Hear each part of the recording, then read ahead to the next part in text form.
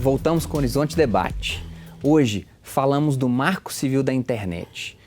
Leonardo, Dr. Moisés, Dr. Alexandre, o Marco Civil ele foi feito por 2.000 usuários de internet, dentre esses mais de 100 milhões, que participaram na construção do texto. Um texto que tem um tripilar, né? Que é liberdade, privacidade e a neutralidade. Leonardo, o que é essa neutralidade que garante que o sujeito pague por uma internet que é de vídeo, os bytes não têm um pedágio, vamos dizer assim. Explica pra gente como é que funciona esse pilar da neutralidade nesse sentido. Tá certo.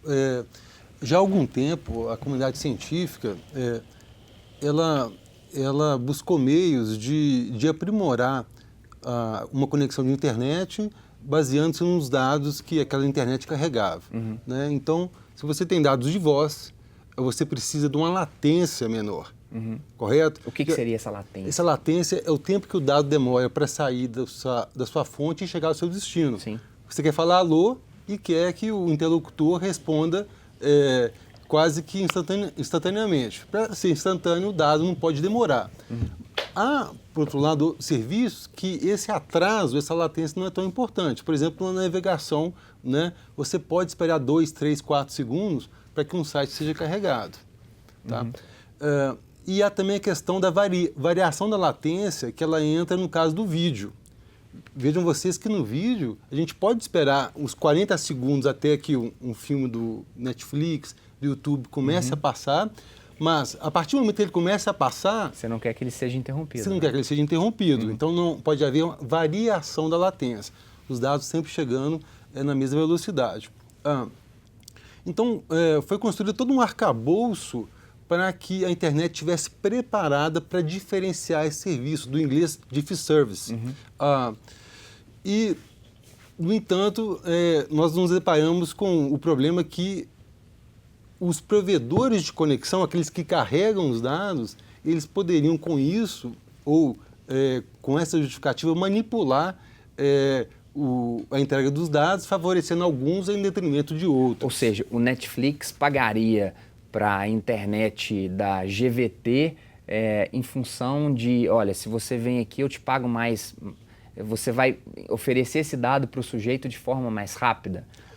O marco regulatório vem dizer que não, que esses dados serão oferecidos de forma igual. Sim, só um outro exemplo, talvez mais didático. Por exemplo, um provedor de conexão, que também é uma empresa de telefonia, poderia prejudicar dados de Skype. Sim. Correto? Sim. Porque existe o um Skype conflito é aquele de aplicativo interesse com o negócio dele. Exatamente, compete com o próprio negócio dele. E a discussão que no momento está tendo entre algumas operadoras e o WhatsApp, que é justamente... Está liberando o WhatsApp e não... Exatamente, que algumas operadoras conflitam dizendo que outras que fazem parcerias com o WhatsApp estariam violando o Marco Civil da Internet em razão da neutralidade. E é interessante aqui coloca o WhatsApp menos a ligação via WhatsApp, né? Você só pode trocar mensagem sem usar o seu para justamente não conflitar com os interesses de outros operadores. Aí, de novo, propondo essa discussão, propondo fomentar essa pergunta, regular isso, não é de alguma forma dizer, de um certo, na produção, a internet agora, a partir do Marco Civil da Internet, se tornou um espaço socialista. Um dos indivíduos colocava isso. Ou seja, na internet está todo mundo igual. Então, um não pode fazer mais que o outro. E a lei de mercado hoje em dia diz que se você pagar mais por um serviço, você tem um serviço Prime, por exemplo. A neutralidade, o Marco Civil vem para poder causar uma revolução socialista dos dados na internet, não? O Marco Civil não é uma bala de prata, não resolve todos os problemas. Sim. Eu acredito, eu quero crer, eu sou um otimista, que ele é o melhor custo-benefício hoje, dado o contexto, as contingências, é o melhor custo-benefício. Mas há problemas, como você mencionou. Tá? Mas eu também gostaria de colocar o seguinte, apesar da neutralidade, ainda há a possibilidade de diferentes larguras de bandas você pode contratar. Isso, por si, nos torna diferentes face à internet. Mas não ser discriminado em relação ao tipo de conteúdo que você está acessando. Porque você tem uma conta Prime, você então pode acessar qualquer coisa, não aquele indivíduo que tem a conta lá do celular dele. E a seguir a risca, o que foi determinado pelo Marco Civil, que foi defender a neutralidade, nenhum cidadão pode ter qualquer tipo de discriminação em razão dos tipos de pacote de dados que faz o acesso durante a sua navegação na internet. Essa neutralidade, no fundo, ela é uma grande ilusão? Acho que não, pelo contrário, eu acho que isso, de certa maneira, vai garantir a existência de serviços diferenciados ou não, né, em relação ao uso de cada Eu acho, doutor Alexandre, se você me permite, que isso hoje beneficia o consumidor. Né? O consumidor que, por exemplo, tem um veículo ali que transmitiria apenas um tipo de dado, não sei se seria talvez essa a descrição. Ou serviço. E ele pode, um serviço, e ele pode ali se valer do marco para oferir a multiplicidade que aquilo pode lhe oferecer, né? Do cara do provedor não poder oferecer só. Existem países, por exemplo, onde, por exemplo, o acesso à Wikipédia, né, que é uma grande biblioteca de conteúdos acadêmicos, né? Eles não são cobrados esses acessos de dados, justamente para poder fomentar o acesso à cultura, ao conhecimento, etc. E isso, por si só, nesses países não seria ferir os princípios da neutralidade. Se você dá esse acesso gratuito e não debita esse acesso à sua taxa de consumo de dados como se fosse qualquer outro site da internet. Me lembro que a Wikipédia, nessa semana, estava a pedir uma contribuição, doações, né? Exatamente, R$10. Como pensar a ideia da privacidade? O sujeito, nas madrugadas, na solidão, os dados que o que ele faz ou o que ele vê, se ele vê na televisão, esses dados não ficam registrados, TV aberta, sinal aberto. Agora, Leonardo, o que o indivíduo faz na internet fica registrado lá no provedor que ele tem, nos lugares que ele vai? Assim? Esse é um ponto. As coisas podem ser utilizadas para o bem e para o mal, né?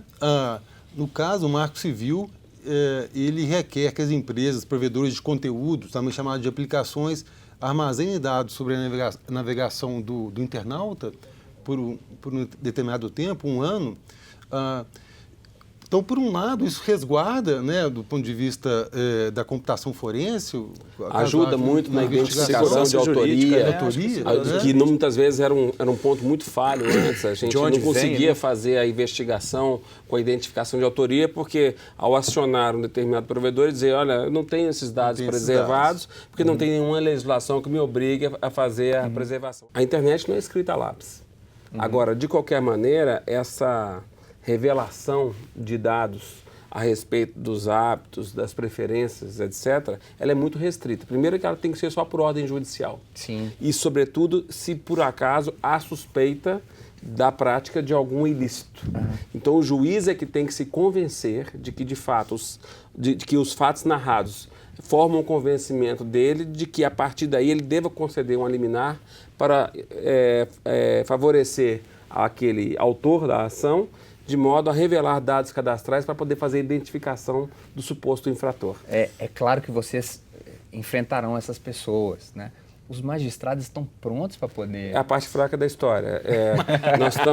Nós estamos inclusive, organizando um evento aqui, agora nesse segundo semestre, para poder fazer a orientação de diversos magistrados do Brasil inteiro, junto com o Tribunal de Justiça e a Escola Nacional de Magistratura. Ninguém estudou isso na faculdade. Porque, se eu não me engano, foi um juiz federal do Ceará que determinou o fechamento da internet, no caso da Daniela Secarelli. Já aconteceu, não, foi de São Paulo, Tribunal de Justiça de São Paulo. Já aconteceram coisas assim absurdas. E isso reflete, obviamente, no fato de que a internet entrou nos lares brasileiros em 96 e das 1.200 faculdades de direito que nós temos no Brasil hoje, talvez 2 ou 3 ensinam esse tema em graduação, mesmo assim, num período curtíssimo. Isso não tem como exigir das pessoas aquilo que elas não têm para te oferecer. Então, eu, como atuo diariamente nessa área, eu digo que eu tenho que nivelar um conhecimento técnico dentro da linguagem que as pessoas entendam. Isso é muito difícil.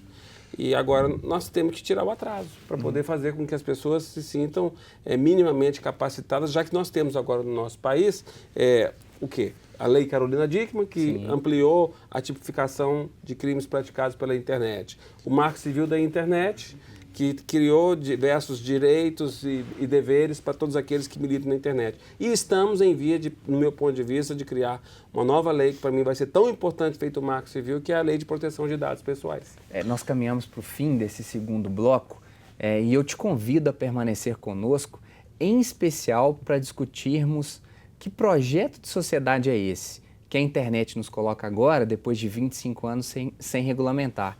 Você acredita num espaço onde o Estado usa a mão pesada para poder dizer o que é certo e o que é errado? Ou você acredita no bom senso, o seu bom senso? Até daqui a pouco.